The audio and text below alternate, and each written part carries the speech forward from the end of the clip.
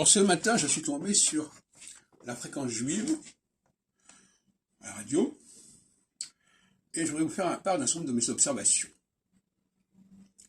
On nous a parlé à un moment donné du sacrifice, et ce qui est curieux, c'est que le sacrifice, l'idée de sacrifice a été conservée dans la liturgie catholique, mais pas dans la liturgie juive. Pourquoi? Parce que dans la liturgie catholique, et moi actuellement je suis, mon local est juste à côté de l'église Sainte-Anne, de la Butte-aux-Cailles, donc j'ai assisté quelques fois au service catholique, et quand ils font la quête, ils parlent d'une offrande. Et donc l'offrande, c'est un sacrifice. Mais dans la synagogue, on ne fait pas de quête. Pour une raison très simple, c'est que le Shabbat, vendredi soir et le samedi, on ne doit pas se servir de l'argent. C'est un paradoxe, mais c'est comme ça. Donc là, le catholicisme a gardé cette tradition de l'offrande. Il emploie le mot d'ailleurs offrande. Quand ils ont terminé la quête, ils parlent d'offrande. Même dans ma toute première enfance, nous avions une gouvernante catholique qui nous emmenait à l'église du village, dans le Morvan, et on faisait la quête, on donnait 5 sous, je sais pas quoi. Donc, ça c'est une première observation. Une deuxième observation, c'est, bien entendu, alors c'est la question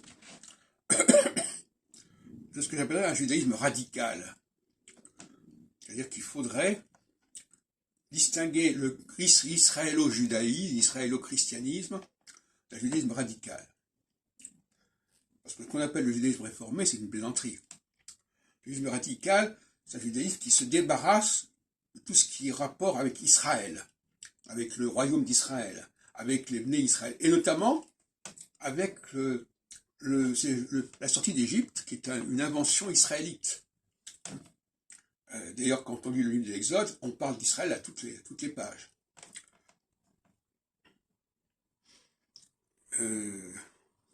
Alors, pour terminer, je vais vous parler du vav renversif, puisque là, on est la paracha, actuellement, la péricope, c'est Vayikra, et Vayikra, on le traduit par il appela, alors que c'est un futur. Mais le vav renversif fait que le futur devient un passé, et le passé devient un futur. Et le problème, c'est là qu'il y a une anomalie, c'est que dans le premier livre de la Genèse, on mélange les deux. On dit Vayomer, je veux dire, et Dieu dira, mais Vayomer veut dire, il a dit, mais le premier verset, c'est Bereshit bara Elohim et Hashamim betaret. Bara, c'est un passé, mais il ne devrait pas être formulé sous cette forme-là, puisqu'il doit y avoir le vav renversif.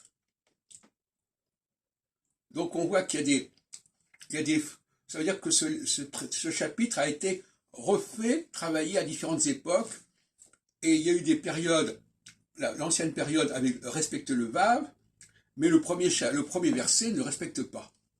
On devrait dire normalement Vayivra Elohim, et pas Vayomer, et non pas Bereshit bara. Le bara, c'est une forme moderne de la construction verbale. C'est une forme qui s'émancipe du vav. Et ça, c'est inacceptable.